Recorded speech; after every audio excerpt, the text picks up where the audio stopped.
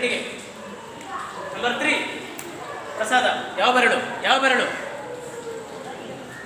ನೋಡ? ಹೊಸ ಮಕ್ಕಳಿಗೆ ಹೇಳಿಕೊಡಿ. ಹೊಸ ಮಕ್ಕಳಿಗೆ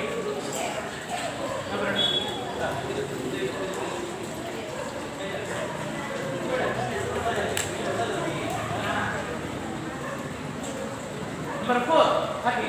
ಎರಡು ಭ್ರೂ ಮಧ್ಯ ಹಾಕಿ. ಎರಡು ಭ್ರೂ ಮಧ್ಯ ಕೆಳಗಿನ ಈಗ ಇನ್ನೊಬ್ಬರಿಗೆ ಮಧ್ಯ ಬೆರಳು. ಮಿಡಲ್ ಫಿಂಗರ್ ಮಧ್ಯ ಬೆರಳು. ಇನ್ನೊಬ್ಬರಿಗೆ